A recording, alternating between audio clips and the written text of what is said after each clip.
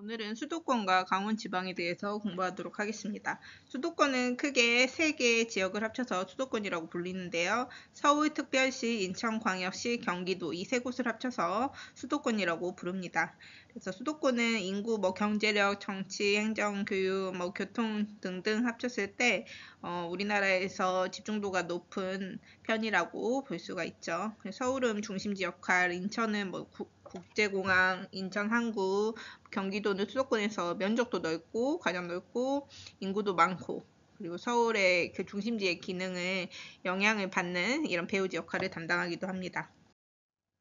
수도권의 인구 변화는 갈수록 1975년 자료부터 2021년까지 나와 있는데 쭉 인구가 지금 보면 수도권 인구 비율이 요거잖아요. 쭉 인구 비율이 올라오고 있고 그다음에 여기 수도권 집중도도 봤을 때 백화점 수, 대학교 수 등등등 결국 우리나라의 수도권이 중심지 역할을 하고 있다. 수도권 공간구조를 보겠습니다. 시기별, 시대별 공간구조 변화를 보면 1960년대 같은 경우에는 정부 주도의 공업정책이 이루어졌어요. 그래서 특정 지역에 집중해가지고 공업단지를 만들고 이러다 보니까 서울에 구로공단이라는 공업단지를 만들게 됩니다. 서울에 구로라는 곳이 있죠. 그래서 구로공단을 만들고 거기에서는 부피가 작은 그런 경공업이 발달했어요. 그래서 의류를 만든다든지 이런 섬유 봉제업 같은 경공업에서부터 시작을 해가지고 1970년대는 이제 공장들이 너무 많아지니까 집가 상승, 환경오염, 교통혼잡 등이 있으니까 이제 여러 과밀화로 인한 문제로 인해서 서울 주변 지역인 인천이나 경기도 쪽으로 공장들이 분산되기 시작합니다. 그래서 1980년대는 인천 경기의 제조업 성장이 가속화되는 시기고 그래서 이런 인천과 경기도에 이런 공단들이 조성되면서 성장이 가속화되고요. 1990년대는 탈공업화는 공업화에서 탈출한다라는 거였잖아요. 그래서 2차 산업 비중이 줄어들고 3차 산업, 서비스업 등이 빠르게 성장하는 시기가 되겠습니다. 2000년대 이후에는 기술, 지식, 집약적, 첨단 산업 중심지로 성장을 하게 되는 거죠. 수도권의 산업 구조를 보면 1차, 2차, 3차가 있잖아요. 갈수록 이 3차가 많아지고 있죠. 1차는 줄어들고 있고 2차도 줄어들고 있고 그래서 결국에 2차가 줄어들고 3차가 늘어나고 있는 탈공업화가 진행됐음을 알 수가 있고 서울, 인천, 경기의 산업구조 2022년 거를 보면은 모두 1차는 적은 편이죠. 그리고 3차가 큰데 특히 서울이 3차 비중이 크다는 것을 알 수가 있어요. 서울은 3차 비율이 높은 반면에 수도권 중에서 인천, 경기는 서울이랑 비교했을 때 이런 2차 산업 쪽이 비율이 상대적으로 높은 편이라는 걸 볼 수가 있고요. 수도권의 지역별 제조업 종사자 비율을 보면 우리가 제조업은 어쨌든 공장이잖아요. 서울 바로 근처는 땅값이 그래도 좀 더 비싸겠죠. 그래서 외곽 쪽으로 갈수록 좀 큰 공장들이 많이 있는 편이라고 생각을 하면 될 것 같아요. 그리고 산업 유형에 따른 공간적 분화를 보면 이제 수도권 같은 경우에는 고급 연구 인력도 풍부하고 지식 정보가 집중되면서 지식 기반 산업의 중심지로 성장하게 되었는데 약간의 차이라고 하면은 서울은 지식 기반 산업 중에서도 서비스업 중심으로 반면에 인천, 경기는 지식 기반 제조업 중심으로 발달을 하는 편이다 상대적으로. 그래서 정보통신기술 이런 첨단 기술 같은 경우에도 수도권이 차지하는 비율이 높다는 거. 서울, 경기, 인천이 차지하는 비율이 비수도권에 비해서 여기만 봐도 알 수 있겠죠. 높다는 거. 그래서 문화적 공간구조의 변화에서 서울을 중심으로 했던 문화적 기능이 경기, 인천 등의 수도권 쪽으로 확대됐다. 그리고 문화 공간도 서울에만 있던 것들이 경기, 인천 쪽으로 또 확대되기도 하고 그런 내용들 그리고 여러 인구들이 들어오면서 다문화 공간도 형성되고 이런 내용이 나오고 있습니다. 그래서 수도권의 문화적 공간구조 변화는 수도권 극장 스크린 수 비율을 봤을 때는 1990년대에 비해서 2022년에 서울은 좀 줄어들었는데 경기 쪽으로 많이 스크린 수들이 늘어나고 있다, 비율이 늘어나고 있다는 걸 볼 수가 있습니다. 즉, 요런 서울 외곽 지역이나 경기 일대에 이런 다양한 문화시설, 대형 공연장, 전시장 같은 것들이 많이 입지하고 있다, 변화하고 있다. 보면 되고요. 수도권은 뭐 다양한 문제가 있죠. 인구랑 여러 산업들이 집중되면서 주택, 교통 뭐 문제들이 있으니까 이걸 해결하기 위한 노력이 있겠죠. 그래서 과도한 인구 및 기능을 집중 억제하기 위해서 과밀 부담금 제도. 너무 과밀하게 인구가 집중되게 하는 그런 업무 및 상업시설 등이 들어설 때는 부담금을 부과하는 제도입니다. 너희 너무 과밀해. 그러니까 부담금 내. 이렇게. 그리고 수도권도 너무 계속 수도권 쪽으로 공장이 계속 들어오면 안 되잖아.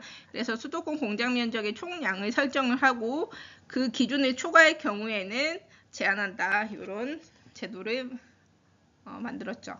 그 다음에 국토 공간이 너무 수도권 집중되니까 그걸 완화하기 위해서 지금 우리가 살고 있는 세종특별자치시가 건설됐고, 그 다음에 공공기관 이전을 하는 혁신도시 등을 건설합니다.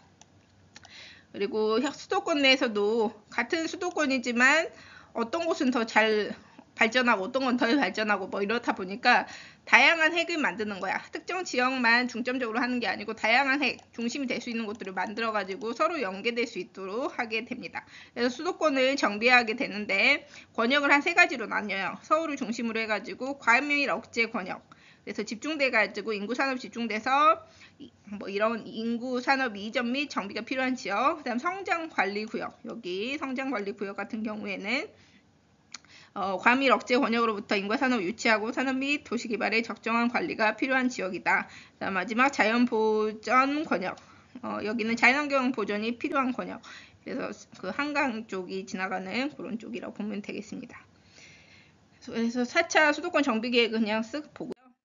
이제 강원도 할게요. 강원도는 크게 영서, 영동 지방 자연환경을 비교해서 나오는데 우리가 왜 영서, 영동이 됐다고 했죠? 바로 대관령을 기준으로 한다고 했죠. 대관령은 이렇게 태백산맥을 지나고 있는 태백산맥의 특정 고개라고 볼 수가 있는데 이 대관령을 기준으로 이쪽은 영동, 이쪽은 영서가 됩니다. 그래서 태백산맥의 경계로 구분된다는 게 그 말이고 영서 지방 같은 경우에는 경사가 완만한 편이다. 그게 무슨 말이냐? 여기가 이렇게 우리가 지도를 그려보면 여기 태백산맥이 이렇게 지나요. 그러면 여기 태백산맥에서부터 하천이 황해로 가는데 한참을 가지. 근데 동해로 가는 거는 금방 뚝 떨어지는 거잖아. 그래서 한참을 가는 황해 쪽으로 가는 이 영서 쪽으로 가는 이 영서 쪽은 경사가 완만할 수밖에 없죠. 한참을 황해로 가다 보니까.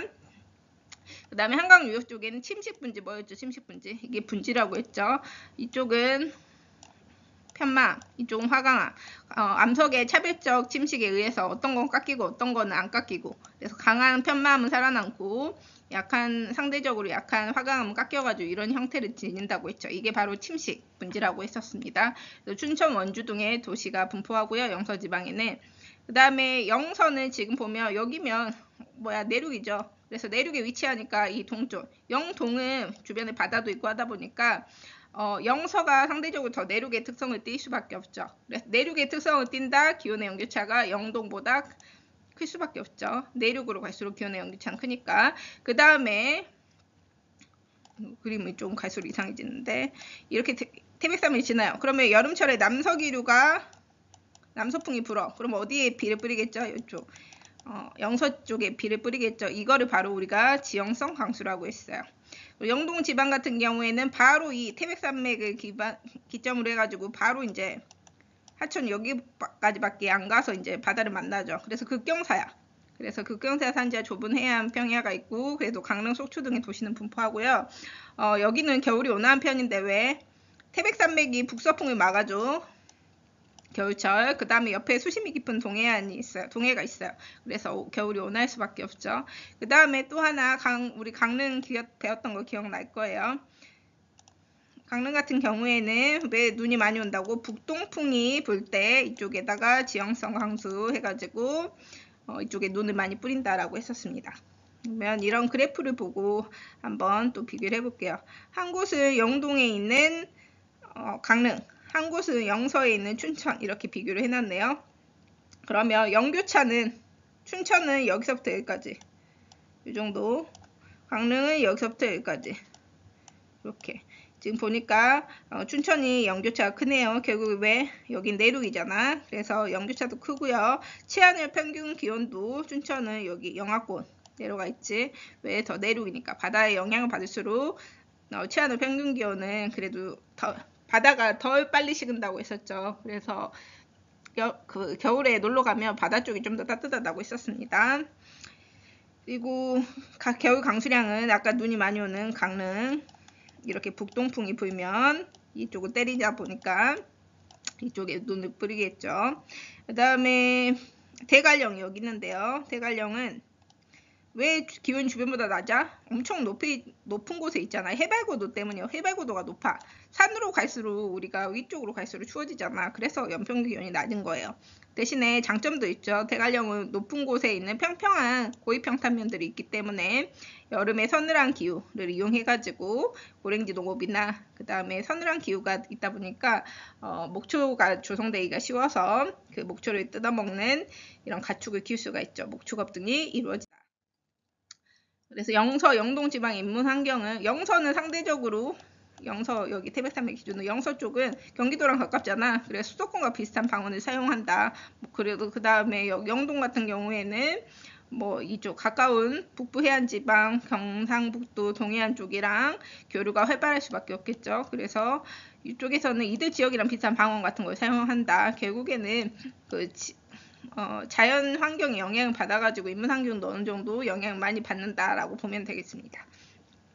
강원 지방의 산업과 주민생활 볼게요. 강원도 같은 경우에는 농사를 결국 많이 지어요. 옥수수 농사 이런 거. 그 다음에 버섯을 딱 캔다든지 등등의, 그리고 주변에 바다도 있으니까 1차 산업, 어업도 이루어지겠죠. 그래서 1차 산업이 발달을 해요. 농사도 짓고, 그 다음에 고기도 잡고, 산에서 뭐도 캐고, 이런 1차 산업이 발달하고요. 그리고 강원도 같은 경우는 지하자원이 풍부한 편이라서 특히 우리나라 최대의 광업지역 성장, 즉 여기 강원 지방의 산업별 특화도를 보면 광업이 압도적이죠. 그래서 석탄을 캔다든지 이런 것들이 특히 과거에는 압도적이었습니다. 그런데 80년대 이후에 우리가 지금 보면 연탄 안 쓰잖아. 석탄 산업 합리화 정책, 우리가 연탄을 안 써. 그러니까 석탄 산업, 그리고 캐일 때도 돈이 많이 들고 이러다 보니까 경제성이 낮은 탄광을 폐광시키고 생산량을 감축시켜요. 그럼 더 석탄 산업이 하향식 될 수밖에 없죠. 그래서 석탄을 많이 안 쓰니까 우리가 많이 쓰는 걸로 이제 바뀌는 정책이 석탄 산업 합리화 정책인데, 그럼으로 인해서 석탄 산업이 쇠퇴해서 그동안 석탄, 광업 가지고 먹고 살았던 이런 강원도 지역들은 경기 침체를 맞게 되는 거죠. 그렇지만 이거를 다시 극복하기 위해서 정선만 하더라도 카지노, 이런 강원랜드 이런 거 등등으로 산업을 바뀌게 되는 거죠.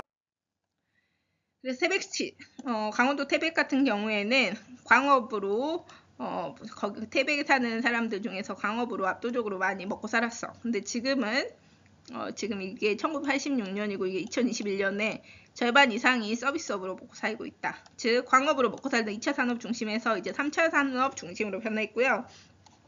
강원 지방에 첨단 산업을 육성하는 경우도 많아요. 그래서 현황을 보면 바이오 쪽도 있고 플라즈마 산업도 있고 방지 산업도 있고 특히 원주 같은 경우에는 의료기기 산업 해가지고 의료 관광으로도 사실 많이 간다고도 해요. 원주 같은 경우에는 원주 세브란스 병원이라든지 이런 곳들도 많이 있고요. 그래서 첨단 의료기기 연구하기 위한 그런 산업들이 집적되어 있다. 그다음 새로운 성장을 모색하기 위해서 강원 지방에서는 이제 작년에 이제 강원도에서 강원특별자치도로 바뀌었습니다. 그리고 그 외에도 한번 읽어보면 되고요. 풍부한 관광자원을 활용해서 고랭지, 농목, 경관, 석회동굴 같은 카르스트 지형이 있기 때문에 관광산업을 발달시킬 수도 있고, 동해안 쪽에 있으니까 해수욕장도 활용할 수 있고, 폐광 지역 같은 경우를 이제는 그냥 방치하는 게 아니고 태백에서는 그거를 이용해가지고 석탄 박물관을 만든다든지 레일바이크 같은 걸 살 수 있게 하고요. 그리고 너희도 아마 겪었겠지만 동계 스포츠 중심지로 발전해서 평창 동계올림픽 2018년에 봤던 기억이 있을 거야. 관광객을 유치하려고 하는 이런 서비스업 중심으로 좀